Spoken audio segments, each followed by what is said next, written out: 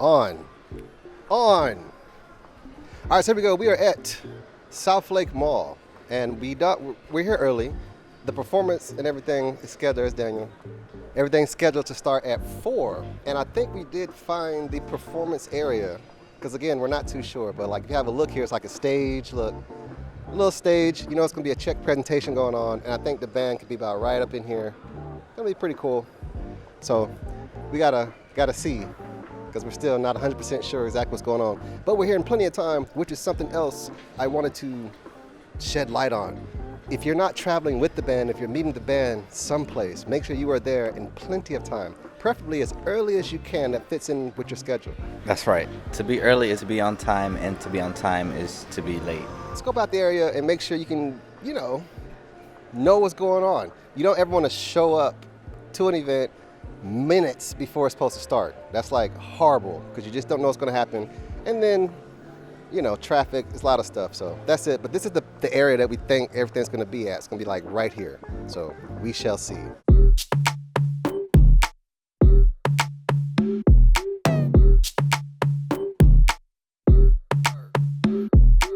What we're doing right now is we're going around making sure we're getting all the exterior shots we're going to need to show everybody that the band's performing at South Lake Mall. So just stuff like signs, the entrance to the mall that says, South Lake Mall. We got the food court one already. Goodness gracious. Who was even in it? I don't know. Anyway, but yeah, so now we're going to the other entrance to get that shot too, which I think is right over here on the right where people are going. Yeah.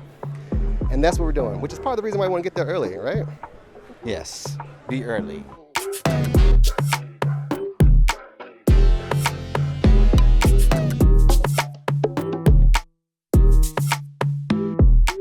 Shortly after we grabbed those exterior shots of the mall, we ran into the band director and got all the details we needed for the performance. Now, if you want to stream the performance and see how we did, it's already streaming on Jonesboro MMC Media YouTube channel, so go check that out. Now, take a look at how high Daniel gets that GoPro using our custom monopod rig.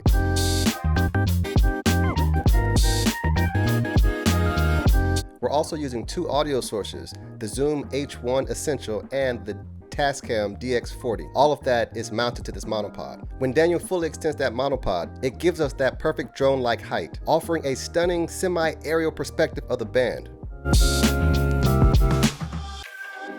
Make sure to enable the horizon lock feature on the GoPro. It'll stabilize your footage and it'll give you that buttery smooth shot even when you're moving around, like recording the band marching in or in parade. Remember that. Now, when Daniel and I are filming a band marching into a performance, and we know that they're not going to play anything beforehand, they're just marching into the performance area, we often use the built-in camera audio for both cameras instead of turning on the actual audio devices. This saves space and it streamlines the editing process later. Marching in is actually chapter 2 in my book, and is packed with detailed tips on how to capture those action-packed marching in moments just right. Be sure to get yours today. Marching in is one of the most watched types of marching band videos across social media platforms.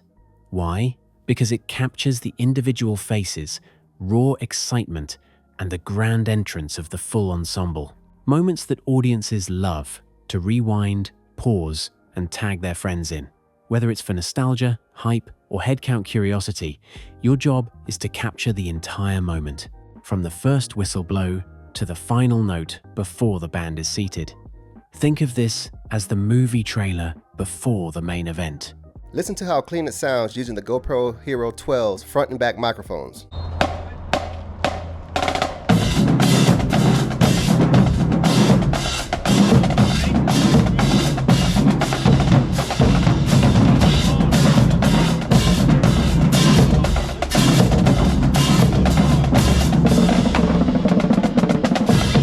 The band did end up performing right in that area that we had found earlier, so we were pretty ready. We got some nice close-up shots of the band members right at that spot I call the turning point when they were marching in, as well as that high, wide-angle shot by the GoPro that captured the entire performance area. Now let's listen to how the audio sounds with our GoPro and microphone placement. This performance took place inside of a mall, so we used our street and parking lot battle setup to capture this performance, which is all explained in chapter 5. For this setup, the GoPro, the Zoom H1 Essential, and the Tascam DR-40X were all mounted to our monopod that was held high in the air by Daniel at the center of the band. Remember how high up he can hold that monopod. So you're going to see how good this shot is going to look, and go ahead and make sure you have your headphones on so you can hear what these different audio tracks sound like. This is the GoPro by itself. And 1, 2, ready.